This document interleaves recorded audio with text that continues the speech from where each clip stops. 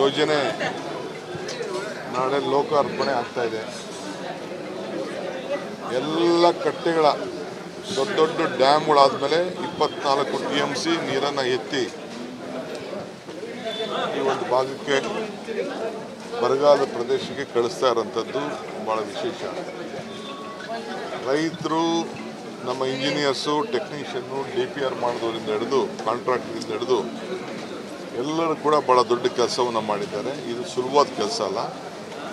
ನೀವು ಅಲ್ಲಿ ನಡೀತಾ ಇರೋಂಥ ಅಲ್ಲಿ ಫಿಕ್ಸ್ ಮಾಡಿರೋಂಥ ಮೋಟ್ರು, ಟ್ರಾನ್ಸ್ಫಾರ್ಮರ್ಗಳು, ಟನಲಲ್ಲಿ, ಅಕ್ವಿಡಿಕಲ್ಲಿ ಈ ನೀರು ಬಂದಿರೋದು ನೋಡಿದ್ರೆ ಇದು ವಿಸ್ಮಯ.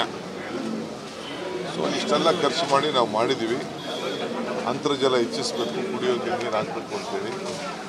ಕೆಲವೆಲ್ಲ ನೀರು ತೆಗೆಯೋಕ್ಕೆ ಸಾಧ್ಯನೇ ಇಲ್ಲ, ಮೀಸೆ ಬಳಸ್ಕೊಬಿಡ್ತೀನಿ, ಇದು ಮಾಡ್ತೀನಿ ಅಂತೆಲ್ಲ ಕೆಲವೆಲ್ಲ ಮಾತಾಡ್ತಿದ್ರು. ಅದಕ್ಕೆಲ್ಲ ನಾನು ಈ ಸತಿ ಮಂತ್ರಿ ಆದಮೇಲೆ ಚಾಲೆಂಜಾಗಿ ಜವಾಬ್ದಾರಿ ತೆಗೆದುಕೊಂಡು ಇದನ್ನು ನೀರನ್ನು ಹೊರಗಡೆ ತಂದಿದ್ದೀವಿ. ಈಗ ವಾಣಿ ವಿಲಾಸವರೆಗೂ ಹೋಗ್ತಾ ಇದೆ. ಕೆಲವು ಫಾರೆಸ್ಟಲ್ಲಿ ಇನ್ನು ಸ್ವಲ್ಪ ಕೆಲಸ ಇದೆ. ಅದಾದ ತಕ್ಷಣ ತುಮಕೂರವರೆಗೂ ನೀರು ಬರಲಿಕ್ಕೆ ಈ ವರ್ಷದೊಳಗೆ ನಾವು ಮಾಡ್ತೇವೆ. ಸೊ ಇದಕ್ಕೆ ನಾನೆಲ್ಲ ಪಾರ್ಟಿ ಲೀಡರ್ಸ್ಗೂ ರಿಕ್ವೆಸ್ಟ್ ಮಾಡಿದ್ದೀನಿ, ಎಲ್ಲ MLAಸ್ಗೂ ರಿಕ್ವೆಸ್ಟ್ ಮಾಡಿದ್ದೀನಿ. ಹಬ್ಬ ವರ್ಷ ಬರ್ತಾ ಇರ್ತದೆ. ಆದರೆ ಈ ಹಬ್ಬ ಇದೆಯಲ್ಲ, ನಾಳೆ ನಡೆಯುವಂಥ ಹಬ್ಬ, ಈ ಗೌರಿ ಹಬ್ಬದ ದಿನ ಗಂಗೆ ಪೂಜೆ ಮಾಡೋದಿದೆಯಲ್ಲ, ಇದು ಭಾಳ ವಿಶೇಷವಾದಂಥ ಒಂದು ಪರಿಸ್ಥಿತಿ.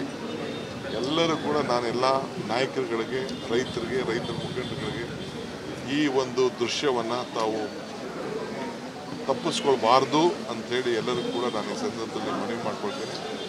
ಸೊ ಎಲ್ಲರೂ ಕೂಡ ಇದರಲ್ಲಿ ಪಾಲ್ಗೊಳ್ಬೇಕು. ನಾನು ಕ್ಯಾಬಿನೆಟಲ್ಲಿ ಕೂಡ ಪಾರ್ಟಿಸಿಪೇಟ್ ಮಾಡೋಕ್ಕಾಗ್ತಾಯಿಲ್ಲ. ಚೀಫ್ ಮಿನಿಸ್ಟರ್ಗಳಿಗೆ ಫೋನ್ ಮಾಡಿ ತಿಳಿಸೆ ನಾನು ಅಲ್ಲಿ ಹೋಗಿ ಸ್ವಲ್ಪ ಅರೇಂಜ್ಮೆಂಟ್ಸ್ ಮಾಡಬೇಕು.